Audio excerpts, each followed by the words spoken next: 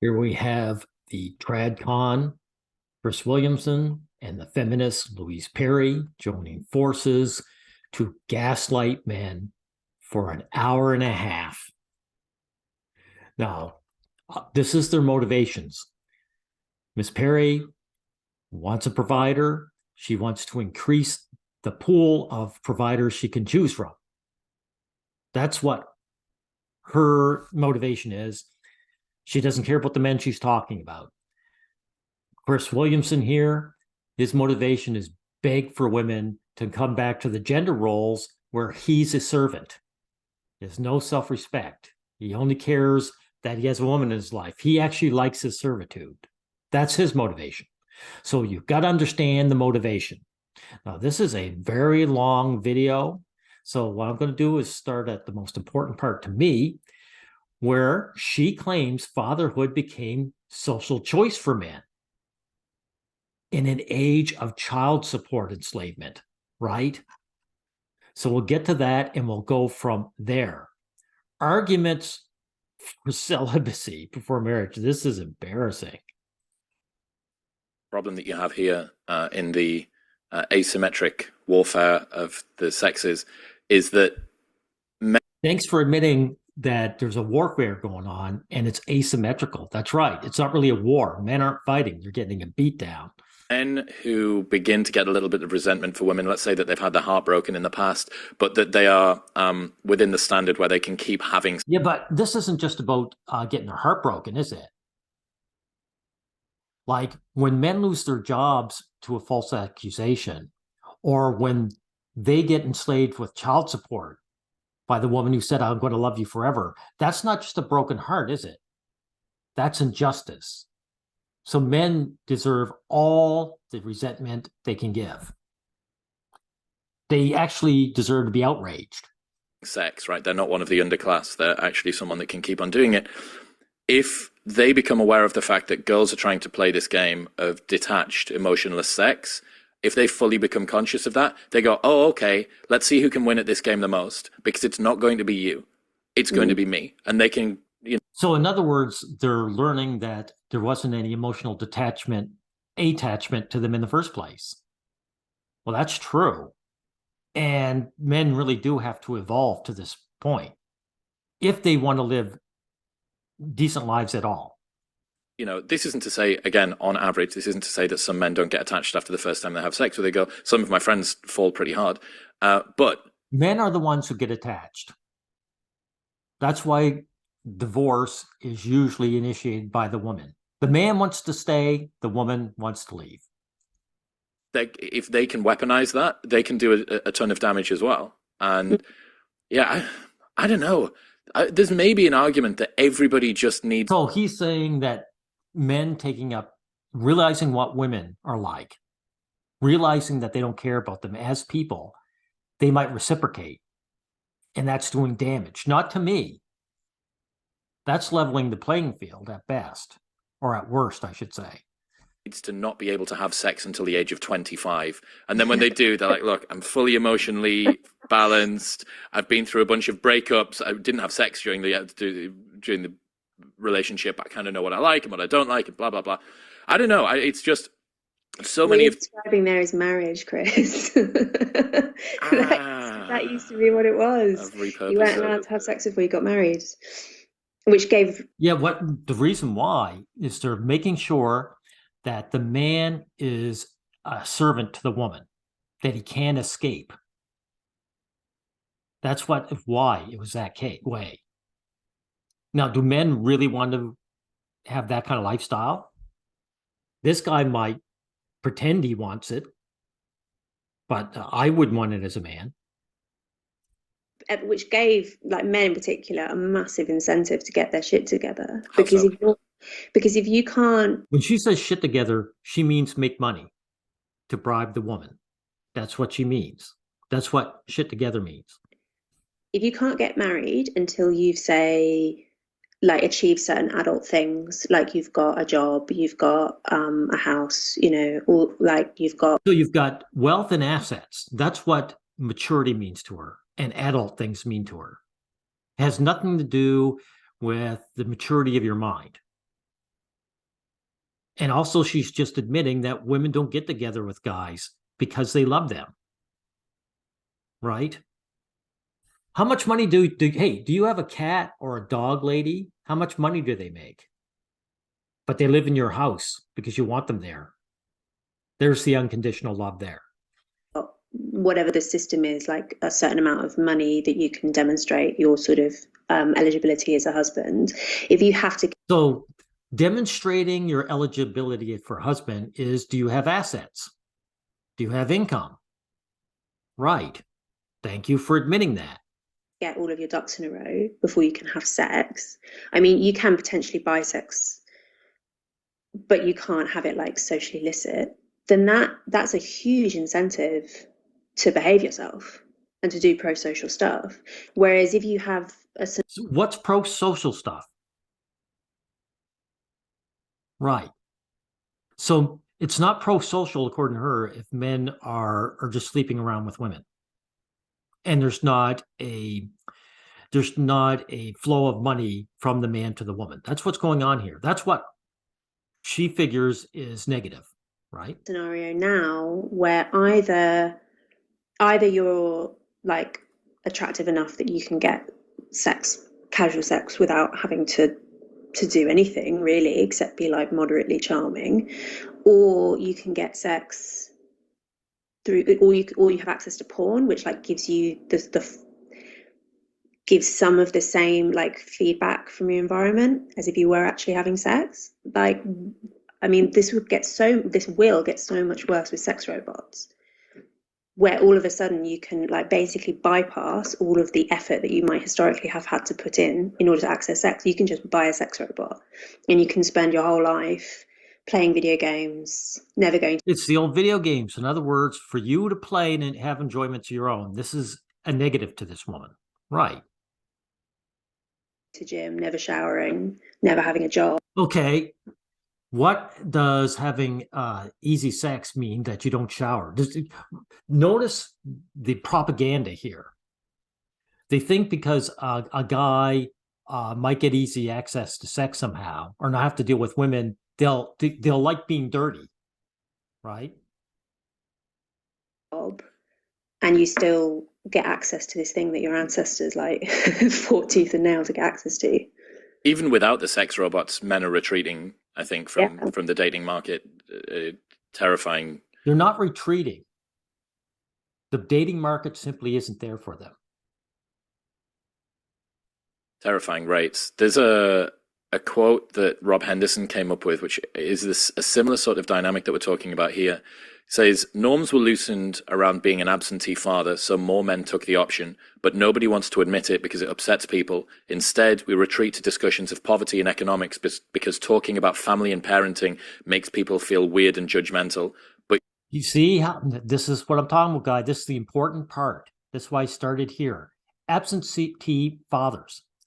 Men are being booted out of the family unit by the wives who never wanted them there in the first place. So what are they going to do? They're blaming men for what women do. But young men will only do what's expected of them, and a lot did used to be expected. There were social norms to work hard, provide, take care of loved ones, and so on. Today, these norms have largely dissolved. Young men have responded accordingly. Yeah, he's very, very smart. No, men have not responded accordingly. He's putting the agency on the men. Men are being booted out of, they're either being booted out of the family unit or they don't have the status to get in the first place. This is out of men's hands. Benson, he's completely right. Yeah, I mean, I think that the line I have in the book about deadbeat dads is that when... There you go. They're going to blame the men. When motherhood became a biological choice for women, fatherhood became a social choice for men. This is nonsense. Everyone listening, you know that there's child support. Men get thrown behind bars if they don't pay. If this woman really wanted men involved, she'd be for shared parenting. That's involving yourself with your children. Child support is actually enslaving a man, kicking him out of the family unit, which this guy, this Tradcon, thinks is so important, kicking out of this family unit and making him pay money to the woman. And the children may or may not gain anything out of that. The children are not important other than hostages for the woman to enslave the man. So if this Tradcon cares about the family unit, he'd be against child support. But these Tradcons aren't against it. They support child support. They support male enslavement. So you can see that these two are a bundle of contradictions. They always contradict themselves. What do you mean by that? In that when contraception and legalized abortion became available, I mean, that basically killed the shotgun marriage pretty much immediately, because it no longer served the same social purpose that it had before. But something replaced the shotgun marriage. Child support is still a shotgun. It's just that the man doesn't get to be with the woman. So it's shotgun enslavement. That's what's going on here. But the nature of contraception is such that nothing is 100% foolproof. And actually the pill, particularly in its earliest incarnations, wasn't that great and still isn't that great, because it depends a lot on the user using it properly. So if you're using it properly, it's like 99% plus effective. But in really, 99% plus, I would say that's very effective. reality, it's more like 91%. So you end up with a lot of unplanned pregnancies, and there will always be some women who don't want to have a termination for whatever reason. But if you're in a social context where... So even the ones that screw up is 91% effective. That's only 1 out of 11 women. So why should a man be forced to be, well, he shouldn't be enslaved anyway with child support. But it's obviously, if a woman screws up with her contraception, that's on her. Like, there isn't necessarily considered to be a link between sex and reproduction, and getting pregnant is considered to be like this unwelcome aberration rather than literally the whole point, then it becomes much more socially acceptable for men to not stick around, because this is nonsense. It's not socially acceptable for men to sleep around or to be absentee fathers. You just used the term deadbeat dad. And men are enslaved with child support. There's nothing acceptable about men ejecting. They say, well, you chose this, you're on your own, which is, yeah, I mean, obviously there have always been cases of people, I've had some critics point this out, there've always been cases of men abandoning their wives or abandoning women that they made pregnant outside of marriage. There have always been scoundrels, there have always been unwanted pregnancies, whatever, like that's absolutely true.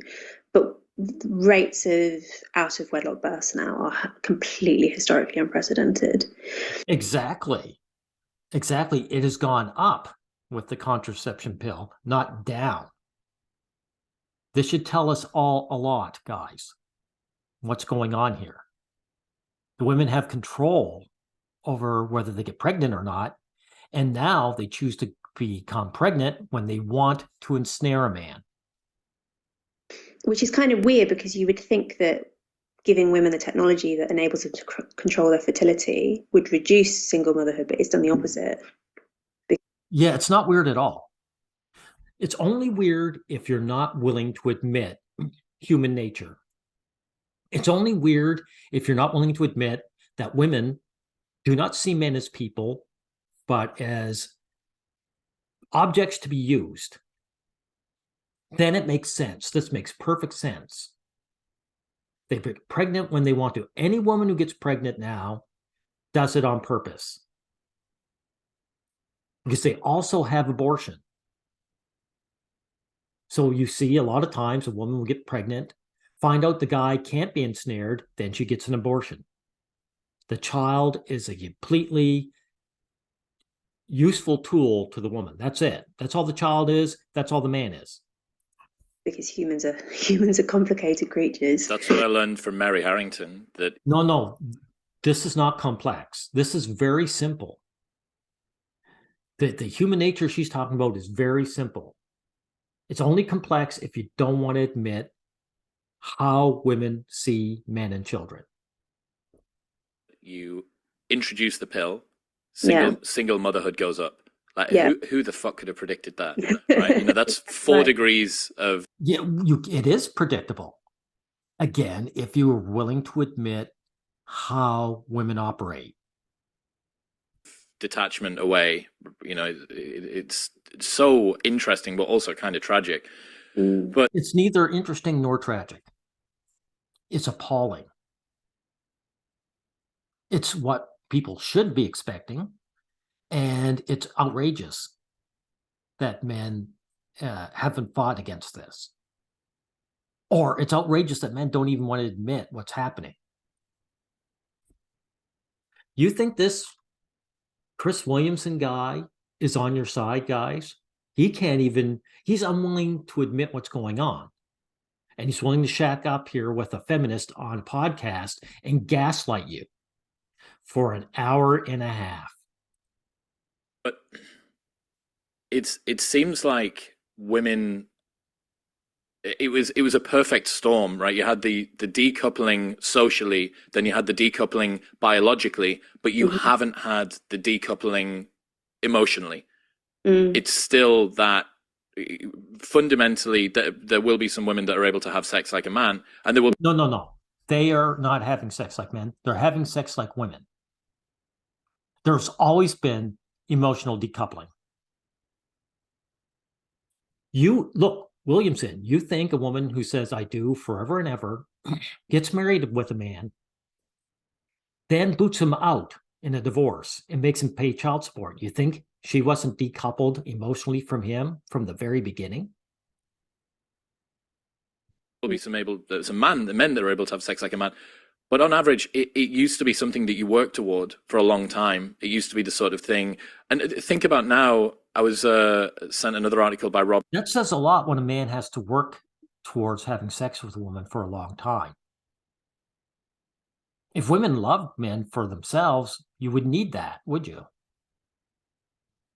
The other day where he was talking about why is it that parents tend to select when their daughter or son brings home a new potential partner, they look at things like job title, earnings, family, and he asked, why is that the case? Why is it that you look at these when, you know, they're not looking at how hot they are, not looking at attraction and stuff like that. Even kindness kind of takes a little bit of a back seat.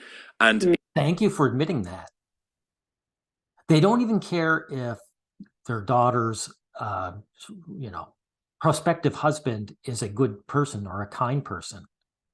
It's all about his income and his status and his family income and status. That's what this is about.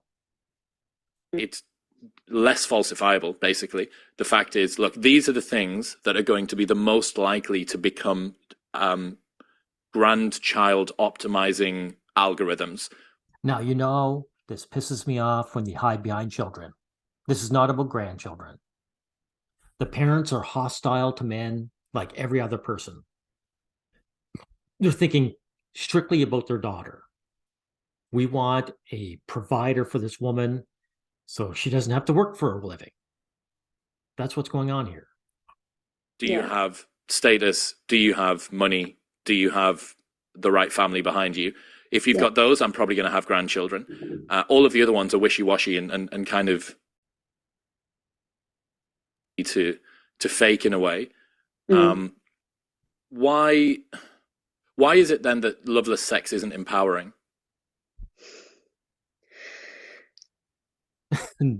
Look at the hesitation. She doesn't know how to answer this. Loveless sex, it has nothing to do with empowerment. Women have engaged in loveless sex since the dawn of human civilization. Before then, since the dawn of humanity. We wouldn't be in this position if women didn't enjoy loveless sex. There are married men who have to deal with loveless sex. Yeah, I mean, because your animal brain, which none of us are completely in control of. Okay, so we're getting into the biology, right? The biological reductionism, right? Because you can't just say that women just aren't interested in men, because that would paint them in a bad light. So let's go to biology and excuse the behavior. For women in particular, even if there are some outliers, as you mentioned, I mean, often the outliers, like often women who don't get attached to sex, for instance, have like a history of sexual trauma. There's often not a very healthy reason behind it, but you know, like No. They are not outliers. There are all kinds of women who pick up guys and have one-night stands and don't get any attachment. If anything, it's the guys who get attached. Don't bother. They are not outliers. They are the standard. like accepting the fact that there are outliers, your animal brain thinks that this guy is going to knock you up and like you are going to become a profoundly vulnerable mother baby dyad. You know, like human infants are insanely vulnerable. They need so much more care than any other, as far as I know, any other species young. And mothers are also extremely vulnerable in the later stages of pregnancy and during infancy. You have to put so much energy and sacrifice so much in order to raise this child to adulthood. And that doesn't explain women's conscious choices, though, does it? I mean, consciously, women purposely get knocked up when they have contraception, and then they make a man pay child support. So this has nothing, or their behavior has nothing to do with biology. Or let's say, to be more precise, it doesn't have anything to do with biological fear. Women don't fear anything. They don't behave this way because they have the fear excuse. And that before like 5 minutes ago in our evolutionary history was what happened, or was certainly what you risked happening if you had heterosexual sex. And so like our brains are still primed for that. And that's the whole purpose behind emotional attachment to your sexual partner, and also the whole purpose behind like choosing your sexual partner, and the fact that women do tend to be a lot choosier than men. There's these quite funny studies that have, but that has nothing to do with children. They're just not interested in men. We know this for a fact. They're just not interested in men. been done several times where they get like quite attractive strangers to go up to men and women, I think on university campuses normally, and proposition them. And when the women proposition male strangers, they almost always say yes, and if they say no, it's because they have a girlfriend or whatever. Whereas when the men proposition the women, they always say no, because women, like, their filter is. Thank you for admitting women aren't really interested in men's sex. Thank you. Impregnable. And there's a reason for that. It's because you don't want some like to be knocked up by some bozo. This is one of the bozo, by the way, just means a man without money. reasons why prostitution is as traumatic as it is. I mean, there are all of the physical risks involved in prostitution, like rates of murder. This is nonsense. The standard relationship between men and women is one of prostitution. These two are going to talk about OnlyFans, right? Where women engage on it in prostitution happily, and there's no trauma involved, and they're going to admit that. Murder, insanely high. You know, it's if we were to compare it to another profession, it would be by far the most dangerous profession ever. Like rates of PTSD are much higher than in the military, for instance. This is bullshit. Go Google the top 10 most dangerous jobs. Prostitution won't be on it. But one of the reasons why it's so profoundly distressing is that women have this really, really strong instinct to like vet their sexual partners and to only have sex with men who seem like good prospects. Any woman who engages in prostitution does it willingly. So it's not going to be traumatic. And women also have a very low sexual disgust threshold, which means that they get the ick very readily with a man that they don't fancy. And what women in prostitution are basically required to do is to override that and to suppress those instincts. If you talk to women who've experienced it, they often talk about like working really hard to dissociate from their physical feelings. It's that retching on the bathroom floor thing. Well, that's not painting women in a very nice light, is it? Rather than have sex with a man they want to, they'd rather suppress their disgust over a man that they're not interested in, but for money, right? So if they don't want to bang a guy they would rather bang a guy that disgusts them for money. Thank you. I mean, actually, Rachel Moran, who's a prostitution survivor and has written this amazing book called Paid For, which is a memoir of her experiences. She talks about the fact that not vomiting is one of the most important skills a prostitute can have, because your physical urge to run away and to cry and to vomit is that strong. Wow. So she really hated men and found us unattractive.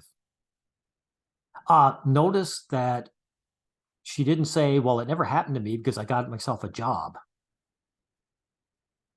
These women would rather bang guys that they are turned off by than get a job, a real one. So that was the lesser of two evils to her. You have to like fight it down. And I think that if, you know, in a much less extreme circumstances, obviously, but when women are trying to like to play the masculine role and to imitate male sexuality and to enjoy sex in the way that they think they're supposed to, they are basically no.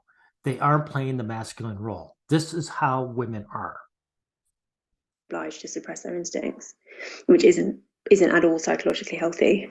Has normalizing sex work like OnlyFans been a benefit for women? I mean, here we go. There clearly are some women on OnlyFans who make a lot of money from it. So there are some winners. I mean, No. They're all winners. They're all winners. Women making money by going on camera and just showing their bodies off, that's an easy gig that men would love to have. They're all winners. They are very unusual. Most women on OnlyFans probably make a loss in terms of the amount of time they have to spend, because the Pareto distribution on OnlyFans is wild. And most of the women who do really well on it are already celebrities and already quite wealthy. So this idea that you can just be like, as long as you're sufficiently pretty, you log on and you're making a fortune is not true. And I'm sure has been deliberately whipped up, that idea, by OnlyFans, because they're the only people actually really profiting at the end of the day. I mean, I think the OnlyFans is not like street prostitution or brothel prostitution. Like, it's clearly not the same. It's pretty gross, and you will have men asking you to do things that really turn your stomach. Yeah, so what? No one's forcing these women to go on OnlyFans, right? There's no man to blame, right? There are job quotas for women, so these women could just get a job, right? So they prefer this to working, right? But it's clearly not like physically dangerous. I think that the main... Thank you for admitting that. So it's not the most dangerous job ever. It was never that dangerous in the first place. By the way, that's an attack on your character, men listening. For prostitution to be dangerous, they're saying we're dangerous just because we're men, and men attack women, which is bullshit, right? Risk of OnlyFans is your ability to have a long-term relationship afterwards, because you end up putting your images out in the world and you can't get them back, because that's the nature of the internet. And often OnlyFans creators get their images stolen. So this is what I told you at the first. What's her motivation? She wants a male provider, and she wants the male provider to have the highest income she can get. So that's her big concern here, is that these women who are making easy buck now when they're young want to be able to retire and have a male slave, a male servant. That's her motivation. And so they'll be shared and they don't even get any money from it. And the risk is in the future that even though men don't always admit it, the sexual double standard is still actually really alive and well. So sexual double standard being when men are kind of permitted to be a bit promiscuous, and that's okay socially, but women tend to be punished for promiscuity. I think that No. There are all kinds of these X models, that turn a new leaf and they get a boyfriend. Men, if they really believe that the woman is going to be true to them, whether it's true or not, will hit the erase button and say that doesn't matter. Matter of fact, all these women on OnlyFans, they actually have boyfriends. They make money online and then they go with the men that they actually like to hang around with. OnlyFans goes beyond promiscuity. The double standard didn't account. It's not men wanking on camera and then trying to find a wife and them saying, my friend shared something in a WhatsApp chat earlier on and that kind of looks a little bit like you. What about normalizing like love sex workers? Like sex workers are... By the way, double standard just means that the men want something, anything out of the deal. And in this case, they don't like other men. They don't like the idea that other men have gained pleasure. And that's the only thing they're asking, really. The world is full of sexless married men who prefer that to having sex with his wife and having sharing her with another man, right? I mean, that is pathetic, but that's male nature. You should be completely fine with your partner doing OnlyFans or perhaps even escorting. I mean, crazy. What kind of... Yeah. I mean, either... I think if a man is really comfortable with that, that's like a red flag to me, honestly. See that? So if the man is all right letting the woman do what she wants, that's a red flag, right? Yet this woman will be against the man getting jealous over this too, right? Again, it's full of contradiction. It's a Kafka trap. There's no winning for men. Again, it's an example of men suppressing their instincts because the instinct towards jealousy is so strong, and again has such an obvious evolutionary origin to it. Because if you're putting loads of resources into raising children that you've had with this woman, you want to know they're yours. Like that's mate guarding is what the biologists call it, and it's not about the children. Again, it's about dislike of other males, because there are all kinds of men who will shack up with a woman who always has children because her ex is out of the picture. So that's what the man actually cares about. Again, guys, ignore anything they say about children. So common that I think it's considered to be a human universal. And yeah, like there are loads of sort of unwelcome phenomena that come from that. Jealousy is often the motive behind domestic violence, for instance. Okay, she's painting men as domestic abusers. And again, notice the contradiction. So jealousy is bad. Yet, if a man's not jealous, it's a red flag. Do you see the Kafka trap? It's like, you mentioned the naturalistic fallacy. Like the fact that it's natural doesn't mean it's necessarily good, but it does also mean that trying to completely override it is probably not going to work. Like you have to find a way of accommodating your instincts. You can't just try and suppress them and try and more contradictions. So our instincts aren't good, but we just have to follow them because we can't suppress them. Men are expected to suppress anything that they might get something out of, any instincts that might be beneficial to them. But all of a sudden, if it benefits women in some way, then we can't suppress those instincts, right? Rewrite the human blueprint. But that's where I think it's not men that are encouraging women to do OnlyFans. Thank you. Thank you, Williamson.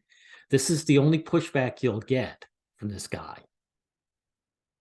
I don't see men on the internet saying that you should go and that you, girl, should ditch your job and go and do it. The only people online saying sex work is real work seems to be women. Yes, Yeah. men are the ones that are paying for their images once they're in the game. But I think that's because once women cross that threshold and become a sex worker or whatever, they're almost kind of not subhuman, but they're in a different category, right? Okay, he's going to contradict. Remember what he just said. So these women who sell their bodies to men, he considers them subhuman. I want you to remember that. Right? And it's like, oh, well, they're doing it. I didn't get them into it, so I'm just going to continue to fund them. But if you were to say, And by the way, what makes them subhuman is that other men are banging them. That's what disgusts this man. He's disgusted by other men. Understand the motivation. to most men, I think, would you advise that pretty girl to get into OnlyFans so that you can see her nudes? Most of them would say, probably not. Probably not. But almost every healthy man would say no, right? They'd say, no, I'll try and go out with her, or maybe she should just go and enjoy her life or do whatever. But once they're in the game, that's what's going to happen. But you have this very bizarre sort of cartel. I don't know. It's like not self-oppression, but like self-capitalization from women, of women, encouraging other women to go and do the game. Yeah, well, guess what? The women encourage them to do it because they know it gets them what they want. They know it works. They go on OnlyFans.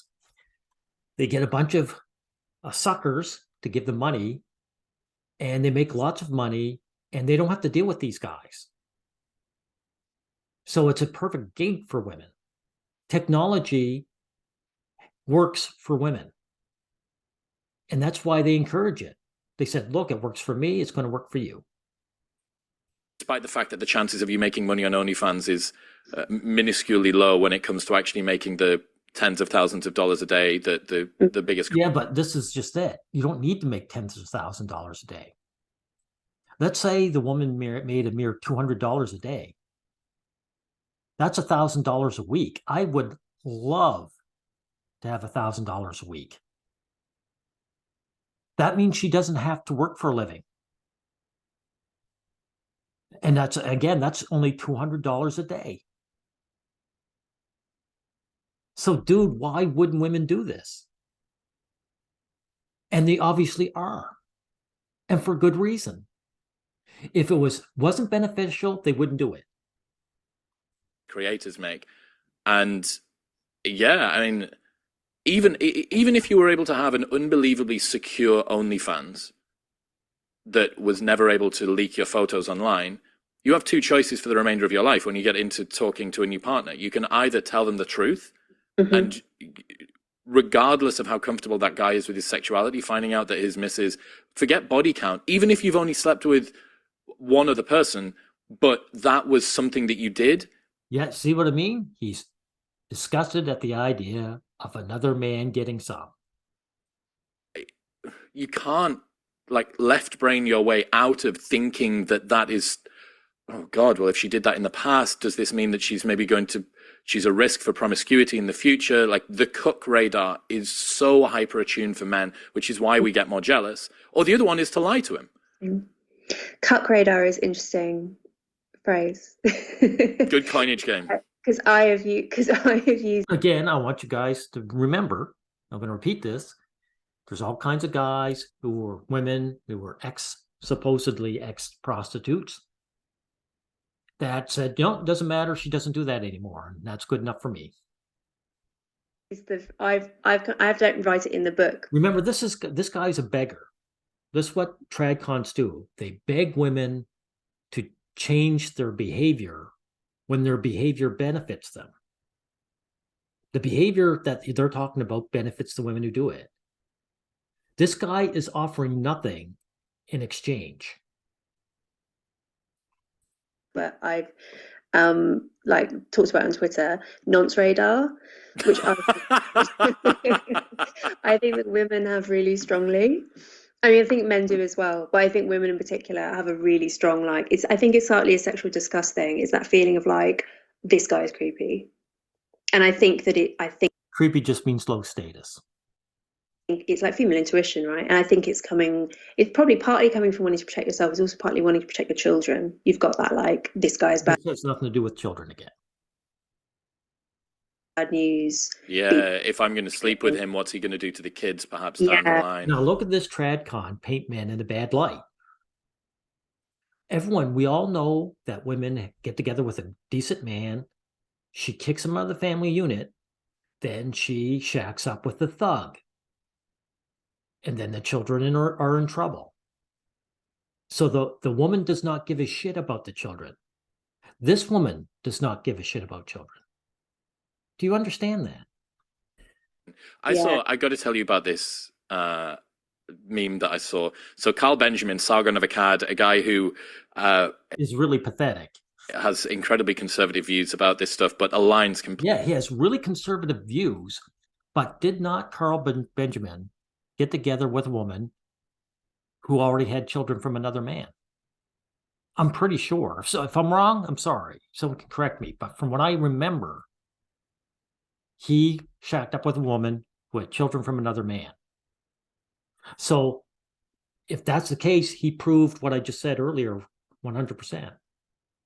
That men don't care that the woman has had a high body count or has children. He knows those children aren't his genetics. He cares that the woman is going to be with him and not shag other men. That's what this is actually about. Completely with what we're saying here. He posted a meme the other day, and it had a girl from OnlyFans in like a bikini or lingerie or whatever, sort of dancing away on one side, and it had Michael Scott from The Office on the other, sort of looking strangely. And the text said, "We call it female empowerment, and they will dance naked for the price of a cheeseburger." Oh, really? Cheeseburger. The idea is, though, let's say it was, I'll dance for $5. But if she has 1,000 guys paying $5, that's $5,000. So she's not really dancing for the price of a cheeseburger, is she? She's dancing for the price of several months' rent. And even if it was for $5, it's still $5 easy dollars. It still beats having a job. Yeah. I mean, this question you raise about why women encouraging each other to do it, you're right. I mean, one exception I would give is I do have a friend who went on a date with a guy who said, "You're so hot, you should be on OnlyFans." And she did not go on a date with him again because it was just so obviously, I know. Failing strategy, I think. Yeah, because if she didn't go on a date with him again, it's because she found out he didn't have the bride price. He's too low status. That's why she did. Had nothing to do with him saying that. The way that she interpreted it, and I think correctly, was that he was clearly not regarding her as like wife material, right? And this is like, so in other words, she thought he won't actually become my little slave boy by getting into the marriage contract, right? So again, it just proves women don't want to hang with men for themselves. They hang with us to make sure that we're little servants. You're not really painting your gender in a good light, Louise. I think an error that women do make sometimes where they don't have a good understanding of male sexuality and they don't. Women understand sexuality perfectly. That's why they gain so much from it. It's really interesting. I don't know if you read David Buss's book, Bad Men. I absolutely love it. Yeah, I brought him on for that. Fantastic book, yeah. And he talks about the fact that women tend to assess like short-term partners and long-term partners based on the same qualities. They want them. Exactly. They want the man to have money if they're going to engage in sex with them. That doesn't matter if it's short-term or long-term. That's right. The same things in all the men they have sex with. Men don't do that. They have a much lower standard for their short-term partners. Men take what they can get. That's true. And they do for long-term partners. And so they will be willing to have sex with a woman that they absolutely would not marry. They would not even introduce to their friends. And I think a lot of women don't necessarily know that. And so they will interpret sexual advances from men as flattering when actually are potentially like cheap, you know. This is the genesis of the alpha widow, right? Like this is what many girls that are liberated sexually. This has nothing to do with interpretation. If she puts out for the man, she thinks he owns her. That's what it is. And using Tinder and stuff like that don't get. And I think that this is another. I'm actually not so convinced about quite how big of an effect this is. I'd need to see Rob go and do some research about it. But certainly, women are able to sleep with men that they wouldn't be able to get into a relationship with. But the reverse isn't true. And there is an argument that the aftershock of this means that those women are going to constantly pine after the 9 out of 10 guy that's worth $500,000 and all that. I'm not sure about how long that would last for and the echoes of that and stuff like that. But I certainly think that what porn has done to men, which is to teach them that women are to be objectified. Okay, so this is what I'm talking about, everyone. Tradcons have the exact same attitude as feminists. They're the same people. Porn doesn't teach men anything. First of all, objectification is bunk. We know that, everyone. Okay? And he's using a feminist term. Men lusting after women is not objectification. Just them being turned on by women, right? And as for porn, pornography is something you search out because you want to be turned on. That's all it's for. It doesn't teach you anything. Both men and women, they go to porn. Like, if you guys go to Pornhub, you type in what you want. So it's not teaching you anything. It's not like you went there and you didn't know what porn was all about. And you went in there and you said, oh, this is what things are supposed to be. No. You go in, you've got a slot there that you type in your particular turn-ons. This guy knows it because he consumes porn. The woman he's talking to knows it because she consumes porn. I guarantee it. I need you guys to understand. Both these people talking consume porn. Is similar in part to what OnlyFans has done to women, which is to teach some women that men are commercial vehicles to be exploited. And that No, it doesn't teach women anything. OnlyFans, all it is a technology. It's a tool that allows us to behave the way we were always going to behave. This is how women see men, period. And this Tradcon doesn't want to admit it. Sex is just it's a commodity. You can trade it like anything else. Yeah, and it's not, I think as well, some women who are already like posting a lot of raunchy photos on Instagram don't necessarily feel like OnlyFans is that big a step. It's just a bit more explicit and you get paid for it. So you can sort of see the reasoning. And what some women say, and I get it, is that, you know, yes, maybe that it means that some men in the future wouldn't want to be in a relationship with me because I've got these photos out in the world, but I wouldn't want to be in a relationship with a man like that anyway if he's going to judge me, sort of thing. And the problem with that is that if you actually look at research on, like I just said, contradiction. So she's talking about a woman saying, oh, I can't get with these guys. But if they have any standards, if they want any kind of limitations on me, they're no good for me. Right? So this guy talking to her is talking to someone who doesn't plan on giving men anything in relationship. Men are used people in relationships between them and women. Men is like, that's basically all men. They might not say it because it's not really socially acceptable to admit to, but actually is basically all men. Like, to the point that if a man isn't bothered, I'd wonder if he had a cuckold fetish. You know, and then that like obviously brings complications to your relationship. Again, see, if you have a cuckold fetish, that's a problem.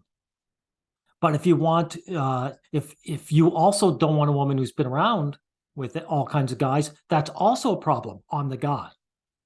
Again, it's this Kafka trap that you see each and every time, gentlemen. What did you learn about porn when you looked at that? She didn't learn anything. If she went into porn, she had told them what she wanted to see. Book. I mean, The thing with porn that I think a lot of people don't fully appreciate is that online porn is a completely different beast from like. It's different only so much as the amount and diversity of it and the variety it has to offer. It has more to offer. That's the only difference between that and the old magazines. Playboy of the 60s. I mean, I started the book by writing about Playboy and writing about Hugh Hefner, and clearly, like, there were feminists writing at the time about porn being really grim for women. There's this famous cover of an issue of Hustler. I can't remember what year it was published in, probably the 70s, where a woman is being like ground up in a meat grinder and her legs are just sticking out the top. It's really like. Those feminists were gaslighters, just like this woman, feminist right here. All these women consume porn, every one of them. Like deliberately grotesque image, and feminists got so upset about it at the time, I think rightly, but like they had no idea what would happen with the internet. And I think that the thing that's so sinister about online porn is that there's this quote I use in the book, that the nature of like technocapitalism is that we are all either above the algorithm or below the algorithm. We're either creating these pieces of tech, or we're being influenced by them because we're using them, or we're, you know, sexually interacting with people who are using them. And porn is such an amazing example of this because it's just profit driven. That's the point of it. It's not interested in the well-being of its consumers. I mean, whatever porn. If it's profit driven, which it is, then it's not going to teach you anything. Again, guys, you guys know, you go to porn, you tell them what you want. And they see you as a customer and say, okay, this is what he, or in this case, she wants. I'm going to give it to her. So this is not about influencing or teaching. We teach porn what we want. Pornhub have various like advertising efforts to try and sanitize what they do, but the whole point of it is making money, and they're really good at it. And the way that they do it is by basically creating a super stimulus which addles users' brains, and they're incredibly adept at basically arousing the human body, the human. Well, that's what their purpose is. You're asking for porn, they're giving it to you. And by the way, they talked about OnlyFans, right? Which is pornography of its own kind. She's not against these women doing it, is she? So she should not be talking about online porn. The only reason they're talking about it is to deny men porn. I want you guys to understand this. She's not about stopping women from engaging with porn, right? Or indulging in it. This is to limit men, this discussion that they're having. Animal, like we can't really resist our animal instincts as quickly as possible. So you log on to one of these platforms and you look at the front page, and like everything is designed to make you as horny as possible, as quickly as possible. And the way the platforms are designed is to like. It's not about they're not designed. People type what they want and they give it to them. So whether you get turned on or not is entirely up to you. Introduce you to the super stimulus, and then introduce you to something even more stimulating, and even more stimulating, even more stimulating. And so you end up, and I mean, so a lot of people are able to use porn casually. Quite a lot of people don't use it at all, like including men, surprising proportion. Do you know how much that is? So I read a survey that about a quarter of millennial men haven't used it in the last month, which is quite a lot. But there's a minority of users. So if a lot of millennial men aren't using it, pornography isn't a problem, is it? It's not addicting, is it? Do you guys see they continually contradict themselves? So pornography is dangerous. It's very addictive, but there's all these millennial men who don't even bother using it. Right. Who are like helpless power users. This, yeah, like again, Pareto is at play as well. Like there is a small number of men who watch. I can't remember the figure I quote in the book. It's something like 2% of users use it for like 7 hours a week or more. Well, good for them. I hope they do. It's a lot of porn. Do you know Mary Harrington's law of fap entropy? Yes. That whatever you start out wanking to will get progressively more disgusting over time, and you'll be down in the depths of blueberry porn before you know it. Well, yeah, yeah, absolutely. Yeah. I mean, like just anecdotally, there are some very strange things that compulsive porn users end up being turned on by, and like to the point where they can't even, like erectile dysfunction being a huge problem, they can't actually have sex with a real person. What's the name for that? Well, I'll tell you now too. If women were interested in having sex with men, this would never be a problem. But it just highlights where the source of this problem stems from. I don't even consider it a problem anyway. It's not ground pounding. What's it called? It's called something. Oh, death grip syndrome. Ground pounding. Where the fuck did I pull that from? Yeah, death. That's much more unpleasant. I mean, death grip syndrome isn't that nice either. Yeah, and I write in the book about cultural death grip syndrome, which is where we've got an incredibly pornified public life. You've got so much more like sex scenes on TV, advertising, billboards, whatever. I mean, like sex scenes on TV have ramped up so quickly just in my lifetime that it used to be edgy, and now it's like, every drama has to have like super, super explicit sex scenes every 5 minutes, whatever.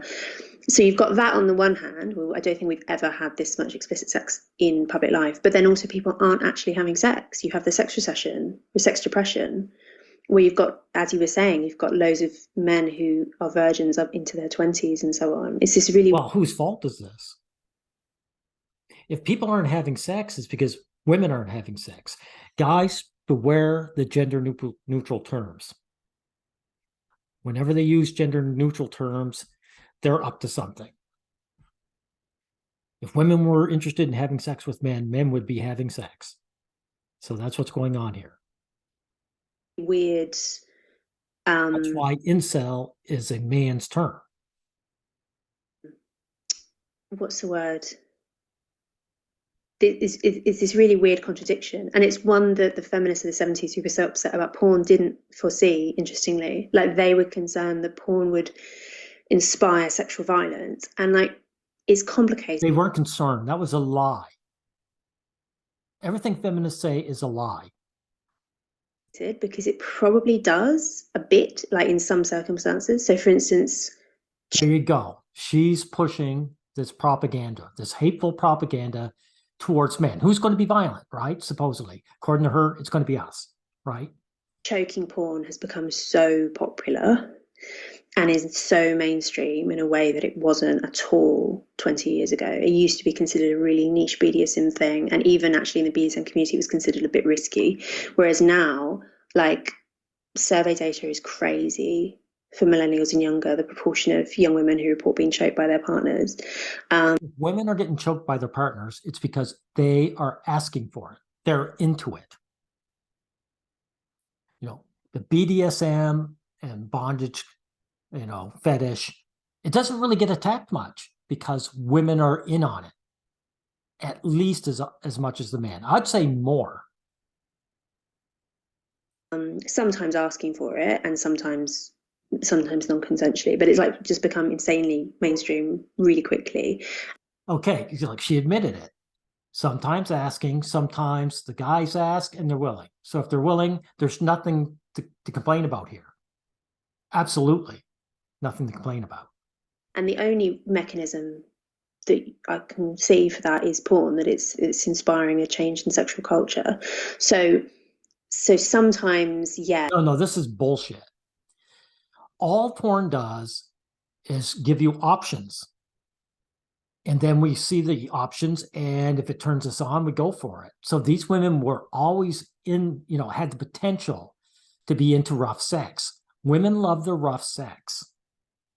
They aren't being taught.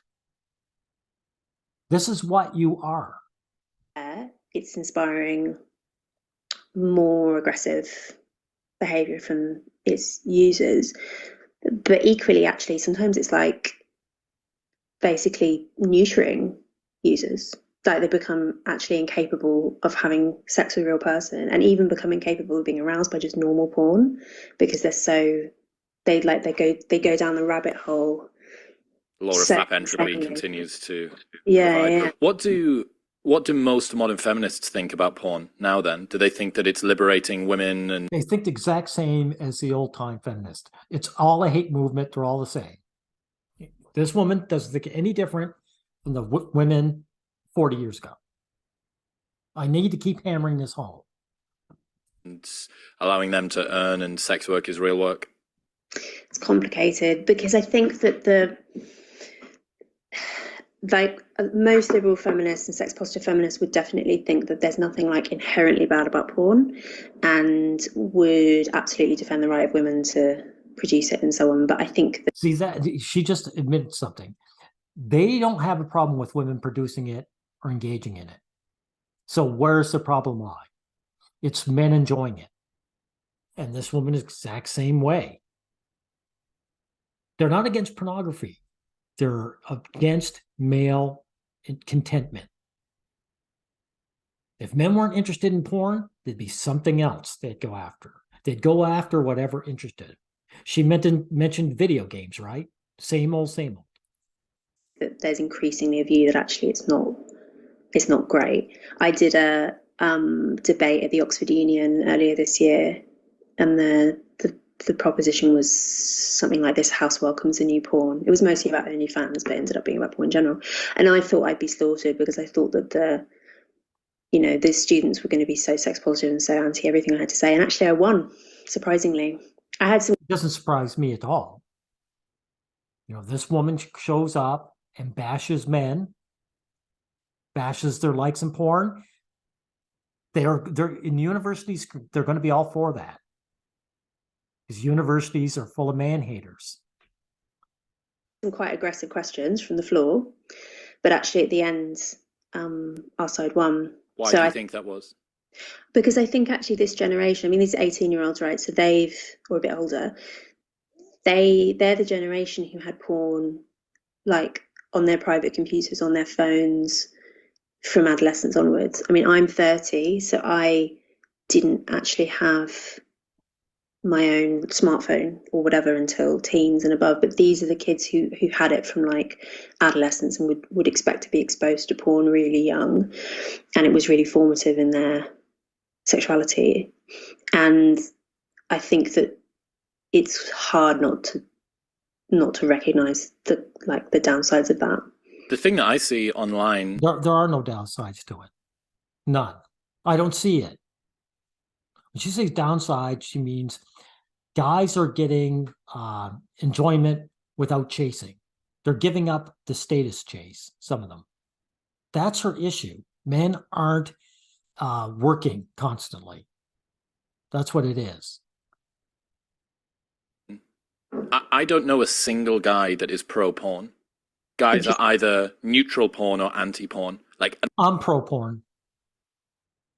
I say go for it.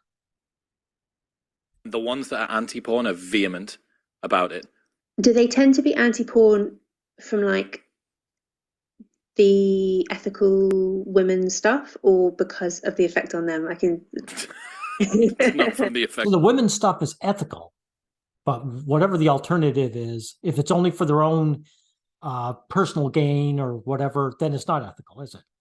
On women's stuff, no. No. I think that I actually think that the guys that are behaviorally addicted to porn, or have got friends that do, or are scared that they're going to become it, I actually I'm addicted to coffee. I have one every morning.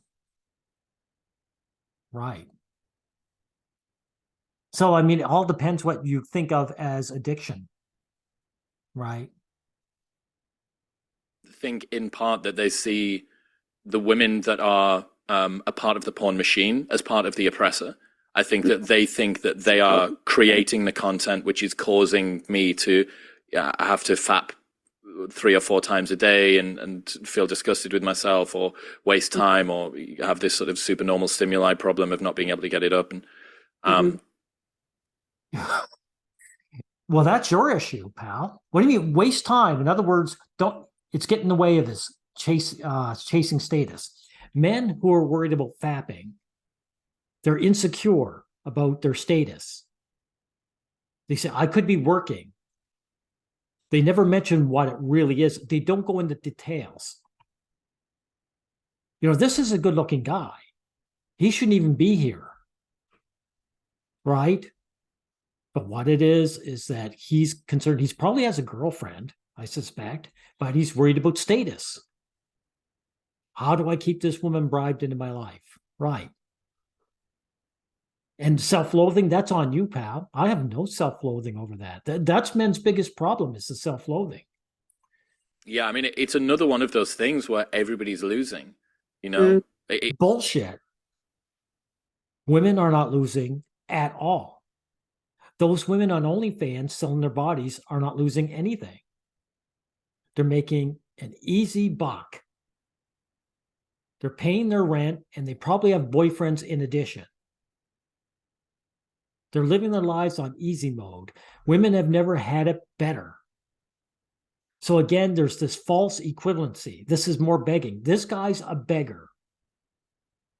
You're saying, ladies, don't you realize this is harmful to you? When it doesn't work, pal. What's your name again? Williamson.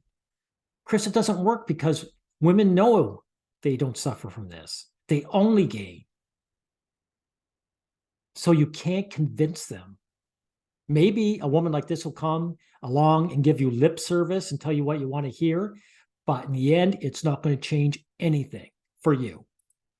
Except for the owners of MindGeek, they're fine. Yeah, didn't one of those went on a podcast a few years ago? I remember hearing about how huge that MindGeek empire is. It's like more than 50% of all porn streaming on the internet goes through them. Remembering that porn is still the biggest traffic source on the internet, and they've got it just proves that both men and women love their porn, right? So it's not going anywhere. Wild. Yeah, aren't they British? They're basically unknown. One of the guys British as well, I'm sure. No, Canadian. The guy who OnlyFans is British. Yes, yeah. He's I was trying to get him on. I was trying to bring him on because he seems like a very interesting guy. And I was really fascinated by their attempted move away from explicit content. It was obvious that they had...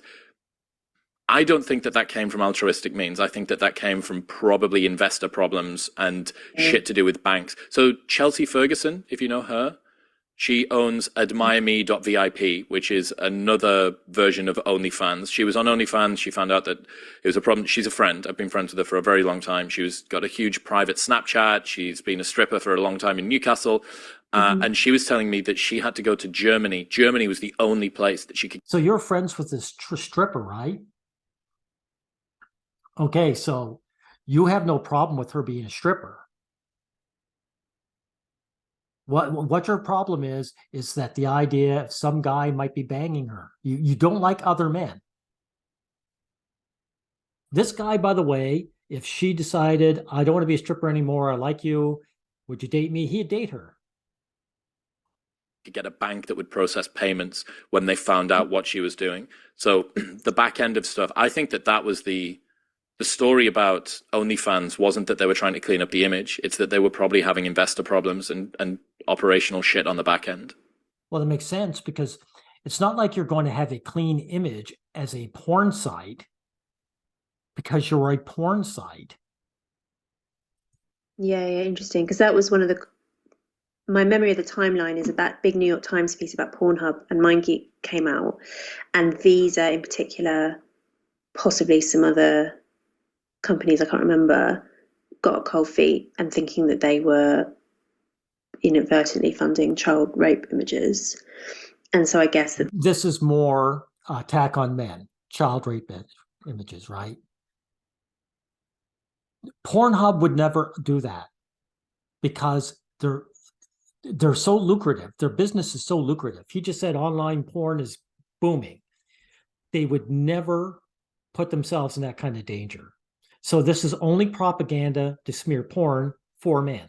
Know it. I mean, OnlyFans has loads of kids on it. Realistically. Sorry, I don't believe it. Well, OnlyFans? Okay, OnlyFans, so not Pornhub. Right.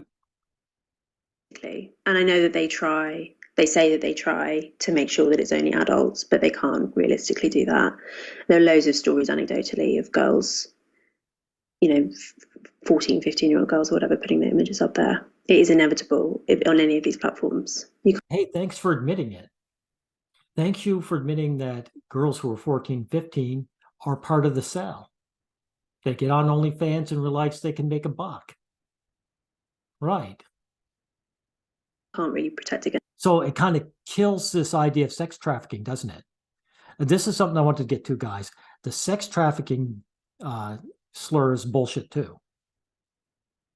Because she's just admitting young girls are getting on OnlyFans of their own volition. They know exactly what they're doing. They know what they're going to get out of it, and they go for it. Against it. What do you mean when you say that people are not products?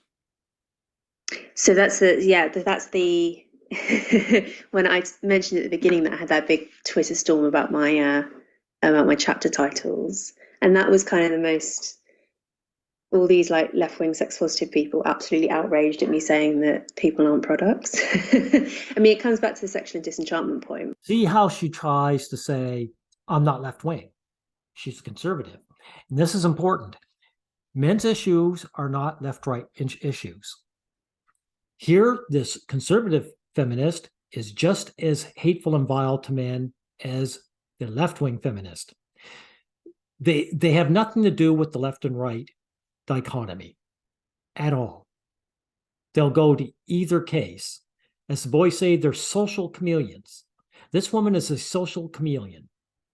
When she values a male provider, personal male provider, she will jump to the conservative side. And she wants to dump him, she might jump back to the left.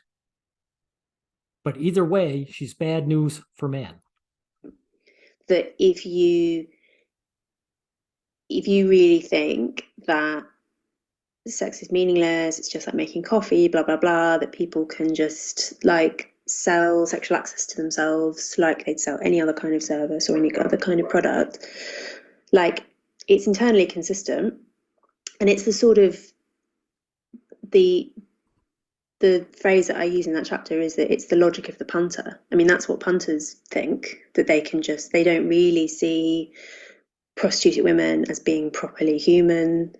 I think, I mean, based on the way that they write about them, that doesn't seem to be how they view them. There's like, well, if you have a problem with that, you have the problem with Williamson, right? Because he said that these women who sell themselves are subhuman. You said nothing to him, did you? Louise? You didn't say, how could you possibly think like that when he said that? So you see how she'll agree with them and then paint it as in a bad light on the other end. Appalling review platforms online where punters will review women that they've bought sex from, and there's like no human feeling in there. Like there's like true psychopathy on display. So hold it. Do you see the propaganda? These guys aren't psychopathic. They know they're buying sex. They know the woman has no feelings for them. So why would they have feelings for her? I mean, there are guys who develop feelings for the prostitutes they rent out, but most guys are wise. They say, look, we're entering this deal with one another. The woman is telling me up front she has no real emotions for me. So why would they have emotions in return? Now, this is the real double standards. The real double standards here. These women don't have any emotional attachment to men at all, and yet they demand men form attachments to them. So like that probably is the only population who actually believe in sexual disenchantment. The women they're buying sex from certainly don't. And like thinking away from the more extreme end of it in terms of prostitution as well, just thinking about things like dating apps, which are also kind of designed, like they're also sort of continuous with the logic of the punter in that they are designed to be like shopping act. That's how they feel. They don't feel using them that different from using like ASOS or eBay or whatever, because you swipe and select your product. I mean, or not, of course. Well, come on, lady, OnlyFans and all these, the women are offering their bodies for sale. They are making product out of sex. So if this is the case, that's you. Sorry, but you are a product. You are a product. Even you are a product. Not just when I say you, I'm including you. Because if you want a husband, you're selling sex. Again, there's all kinds of married women out there, married to a guy they have no emotional attachment to, they're not sexually interested in. And you can tell because they divorce them and treat them like trash afterwards. But they did it because they wanted a provider. They were for sale. Of course, if you're like an incel who doesn't get any matches, but for high status men and for women, that's how it's experienced, and it's got a really Notice they'll slip in some truth, everyone. For high status men and for women. See, guys, it doesn't matter what status. The women have status to begin with. Or to be more blunt, they don't need status. So she was honest right there. really consumerist kind of energy, the whole like casual sex phenomenon, which ought to be the sort of thing that the left are really opposed to. You know, my colleagues at the New Statesman, like the left and the right, neither one are opposed to this. No, none of these women are opposed to this. OnlyFans and these sites show us how women view men. They see us as a commodity. They're when the sellers their sex for our wealth. Period. And the thing is, any guy who really comes to terms with the actual sexual dynamics between men and women, or just the dynamics, period, will lose their ability to form attachments with women. Sorry, nobody hurt me. I know what women think of me. And there's nothing to gain for me to becoming emotionally attached to someone who doesn't give a shit whether I live or die. This is just self-preservation and self-regard. To be, you know, we're talking about this multi-billion-pound global empire of the porn industry. We're talking about like, a really consumerist attitude towards other people's bodies and minds. Like this isn't conservative, or it shouldn't be. Like this should be 101 anti-capitalist critique coming from the left, but it isn't. And I think that all women are heavy-duty capitalists and consumers. Left-wing women are the exact same as right-wing women when it comes to how they deal with men. That's because a lot of people on the left have prioritized like owning the cons and are more interested in tearing down bourgeois sexual norms and basically promoting free love at all costs. No. This is a bold-faced lie again. There's never been any free love for men. When women got their pill, they got free love. Or I should say risk-free love, right? Nothing changed for men whatsoever. Women still demanded marriage from men.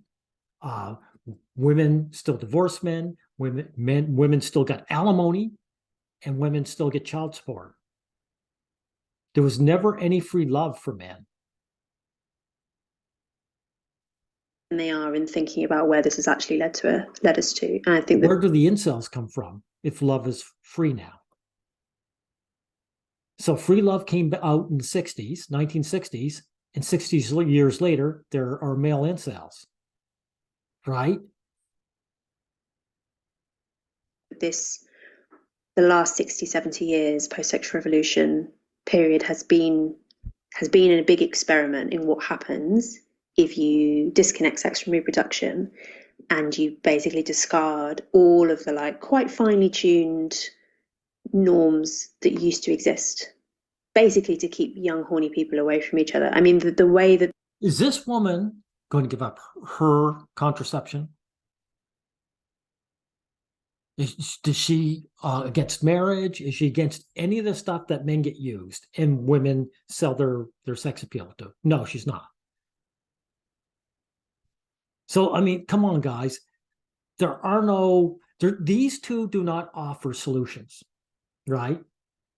Like I said, this guy here, Chris, is a beggar. He never comes out and says, okay, this is what we have to do, right? How to act against the sexual revolution. Okay, maybe I'll skip ahead to this because this is long enough video as it is. We'll wait and see. How should people act then, given all of this, everything that we've gone through? How should people act? So, I mean, I do basically make the case in the book for being a bit more old-fashioned on some stuff. Like a return to gender roles, which are harmful to men. Gotcha. A lot of that section of it is directed more at women than at men. So, like, I think, for instance, it's a good idea for women not to have sex on a first date, or not even to have sex in the first 3 months, because that... Considering that there's incels, how would that be any different? Women are denying men sex now. That gives you the opportunity to assess whether or not he considers you to be good time only, or if you're wife material. Stuff like that, which, like, you could basically read in most agony aunts from, like, the 1950s, which is obviously what I get accused of in my reviews. But also, there was she's not interested in sex with men, but she wants to test men to see if they're thirsty enough that they can be roped into a marriage. And once they're in the marriage, she still doesn't have to put out any sex. But this man is now enslaved to marriage. Right. There was a reason for it. It wasn't motivated by misogyny. You know, there was like a proper principle behind it. I mean, similarly for men, I mean, I don't know what advice I have to offer for incels, to be honest. I think I'm probably not the right person to offer any kind of advice because... Yes, and notice, like I said, neither of these two offer any solutions to these so-called problems. Typically, they don't like advice in any case. No.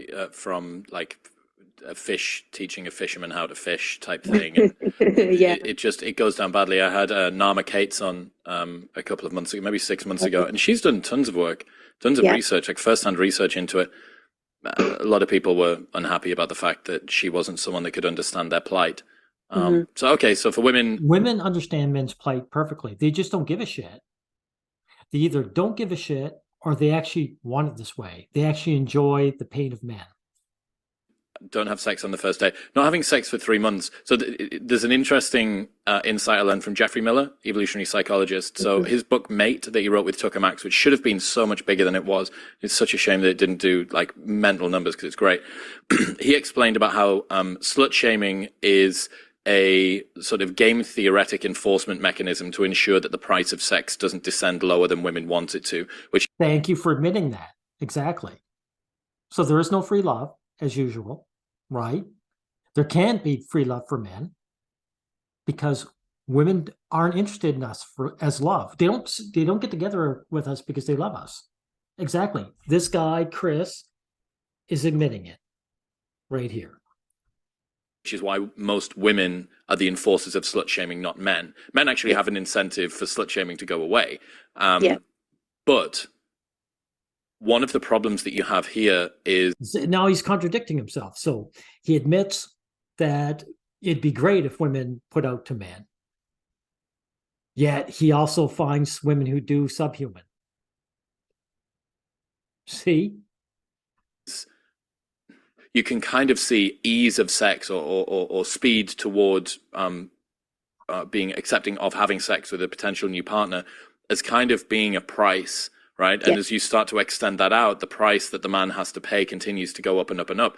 So you really do need a bit of a God's eye view, because if every woman tomorrow said, right, no sex until 3 months, that's fine. That's the playing field.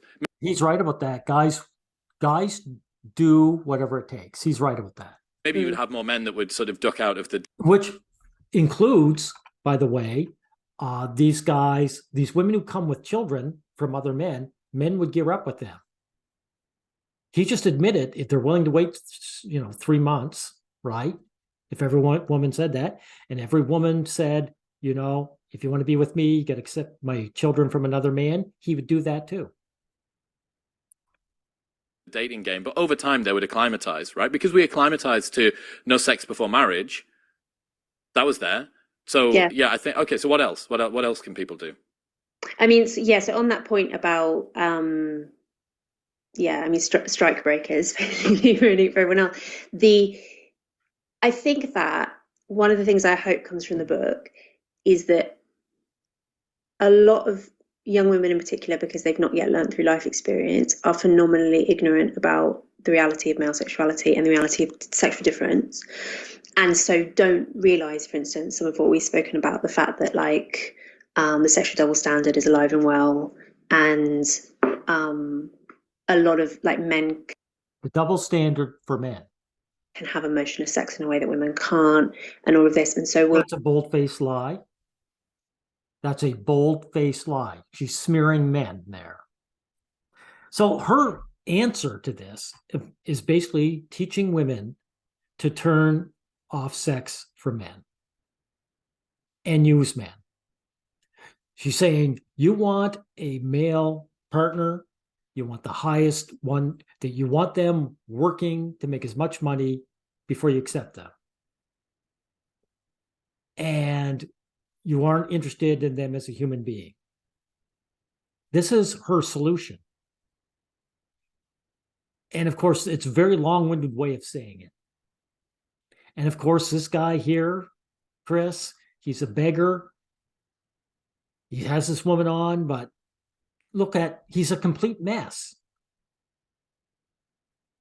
He has no solutions himself other than begging women to be nice. And this woman is telling him by the end of it, she's not going to be nice to him.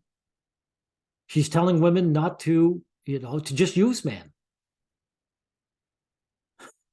God. Oh my God. So again, this is what this is about. You just have to understand the motivations between these two, right? This Tradcon and this feminist are on the same page. They're anti-male. He's a beggar hoping women will shack up with men, and guess what? He's willing to be the little servant boy. Go back in the past where I'm the servant and you're willing to hang around me and not bang other guys, if hopefully, right? And her idea is women should find the best male provider they can and just treat them like subhumans. So my solution is that you look at these two and you realize they're the enemies of you, the average guy, and find something else to do with your life besides getting together with the opposite sex, because this is what it's about. You're a used person. Anyway, we'll end it here.